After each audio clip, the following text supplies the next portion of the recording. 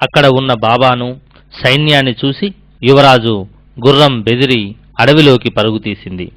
వేగంగా పరుగు తీస్తున్న గుర్రం చెట్ల వెంట, రాళ్ల వెంట హస్తవ్యస్తంగా దౌడు తీయడం మొదలుపెట్టింది. యువరాజు గుర్రాన్ని అదుపు చేయలేకపోయాడు. వేగంగా పరుగెత్తుతున్న గుర్రం మీది నుంచి యువరాజు కింద పడిపోయాడు. గాయాలయ్యాయి. తన తండ్రి దగ్గరికి వెళ్ళి తాను శత్రువులతో యుద్ధం చేశానని, అరణ్యంలో ఉన్న శత్రువులతో జరిగిన పోరాటంలో గాయపడ్డానని చెబుతాడు.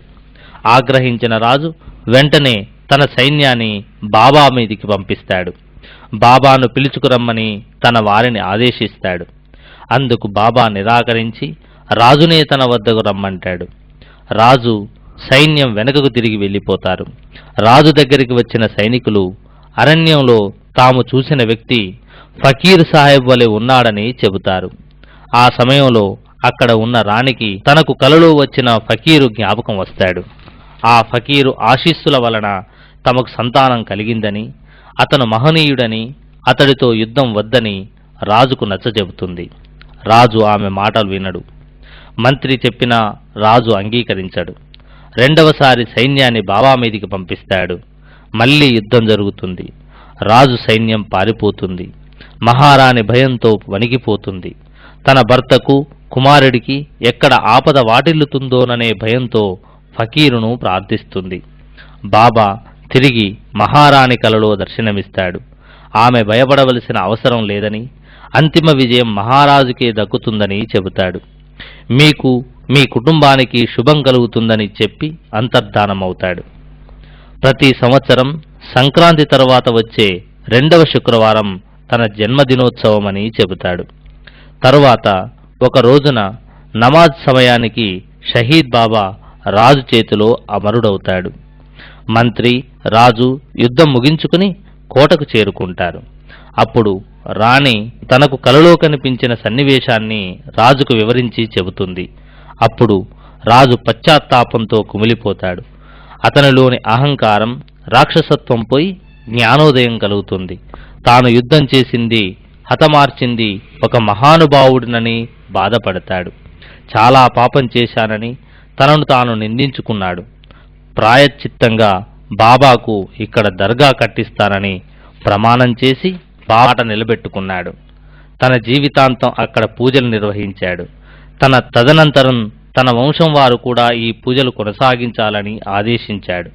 రాజు మరణానంతరం కూడా కొంతకాలం పాటు జాన్పాడ్ షహీద్ బాబా దర్గా వద్ద పూజలు జరిగాయి. మరికొంతకాలం తరువాత ఈ ప్రాంతం మళ్లీ మరుగున పడిపోయింది. 19వ శతాబ్దంలో రామాపురం శేషారెడ్డి అనే వ్యక్తి తప్పిపోయిన తన ఆవుల మందను వెతుకుతూ అటవీ ప్రాంతం మొత్తం గాలిస్తున్నాడు. చీకటి పడడంతో ఒక పెద్ద వేప చెట్టు కింద పడుకొని నిద్రపోతాడు. షహీద్ బాబా బ్రతికి ఉన్న రోజులలో ప్రతిరోజు ఆ చెట్టు కిందే కూర్చొని ధ్యానం చేసుకునేవాడు. శేషారెడ్డి తనకు తెలియకుండానే ఆ పవిత్రమైన స్థలంలో విశ్రమించాడు. ఆ రాత్రి బాబా అతనికి కలలో కనిపించి ఆవుల మంద ఉన్న ప్రాంతం గురించి చెబుతాడు. శేషారెడ్డి ఆశ్చర్యంతో నిద్రలోంచి మేలుకొని బాబా చెప్పిన చోటుకి వెళ్లి చూడడంతో ఆవుల మంద కనిపిస్తుంది. వెంటనే తాను నిద్రపోయిన ప్రాంతానికి వచ్చి పరిశీలించగా గుడి కనిపిస్తుంది. అతను ఆ దర్గాను శుభ్రం చేసి పూజలు చేస్తాడు. అప్పటితో ఆగకుండా ప్రతిరోజు ఆ దర్గాకు వచ్చి పూజలు చేసేవాడు. కొంతకాలానికి బాబా మహిమ పరిసర ప్రాంతాల వారందరికీ తెలిసిపోయింది. జాన్పాడ్ పెద్ద తీర్థస్థలమైంది. షహీద్ బాబా ప్రజల నాలుకల మీద తిరిగి తిరిగి సైదాబాబా, సైదులు, సైదన్నగా మారిపోయాడు. హిందూ ముస్లిం భేదభావం లేకుండా జాన్పాడ్ సైదులను భగవత్ స్వరూపంగా భావించడం ప్రారంభించారు. ఇప్పుడు ప్రతి శుక్రవారం బాబాకు జాతర జరుగుతుంది. వేలాది మంది భక్తులు తరలి వస్తారు, మొక్కులు తీర్చుకుంటారు. దర్గాలోని గంధం అతి పవిత్రమైనదిగా భావిస్తారు. అనాదిగా వస్తున్న ఆచారాన్ని అనుసరిస్తూ ఈ పవిత్ర ప్రదేశంలో తమ మొక్కులు తీర్చుకుంటారు. నాలుకలలో నుంచి, చెంపలలో నుంచి ఇనుప సువ్వలతో గుచ్చుకుని తమ వీరభక్తిని చాటుకుంటారు. వందలాదిగా తరలి వచ్చే ఫకీరులు బాబాను స్తుతిస్తూ పాటలు పాడుతారు. ఆయన ధ్యానంలో తన్మయులవుతారు. బాబా తమనందరినీ కాపాడుతాడని నమ్మకం. షహీద్ బాబా ఆయనే జాన్పాడ్ సైదులు. ఆయన సమాధిని దర్శించుకుని అక్కడి గంధం కళ్ళకద్దుకుని భక్తి పారవశ్యంతో తన్మయులవుతారు. శుక్రవారం జరిగే ఉరుసు రోజున గంధం మోసుకుని వస్తారు. షహీద్ బాబా సమాధిని అలంకరిస్తారు. పూలమాలలతో అలంకరణ జరుగుతుంది. భక్తులు తాము తెచ్చిన పుష్పాలను సమాధి మీద ఉంచి ప్రార్థనలు చేస్తారు. దర్గా అంతా అందంగా అలంకరిస్తారు. అక్కడి నుంచి తెచ్చిన గంధాన్ని అతి పవిత్రమైనదిగా బాబా భక్తులు విశ్వసిస్తారు. ఉర్సు జరుగుతుందంటే జాన్పాడ్ ప్రాంతమంతా సందడిగా మారిపోతుంది. వేల సంఖ్యలో ఏర్పాటు చేసిన విద్యుత్ దీపాలు రంగురంగుల కాంతులను వెదజల్లుతాయి. షహీద్ బాబా మందిర ప్రాంగణమంతా అందమైన కాంతులను విరజిమ్ముతూ శోభాయమానంగా ఉంటుంది.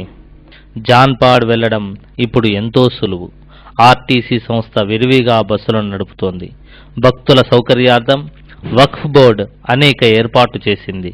ఇక్కడి బావిలోని నీరు పవిత్రమైనదిగా భక్తులు భావిస్తారు. ఈ నీటిలో స్నానం చేస్తే పవిత్రులవుతారని విశ్వాసం. భక్తుల కోసం వంటశాలలు కూడా ఏర్పాటు చేశారు. అనేక దుకాణాలు వెలిశాయి. ఇతర భక్తుల సమాధులు కూడా ఇక్కడ పవిత్రంగా పూజలు అందుకుంటాయి. ఇక్కడ రకరకాల వినోద కార్యక్రమాలు, కోలాటాలు జరుగుతాయి. ఆధునిక పోకడలు కూడా ఇక్కడికి ప్రవేశించాయి. భక్తుల నమ్మకాలను మాత్రం ఇవేవీ మార్చలేకపోయాయి. 500 సంవత్సరాల క్రితం నుంచి నేటి వరకు జాన్పహడ్ షహీద్ బాబా భక్తులను అనుగ్రహిస్తూనే ఉన్నారు.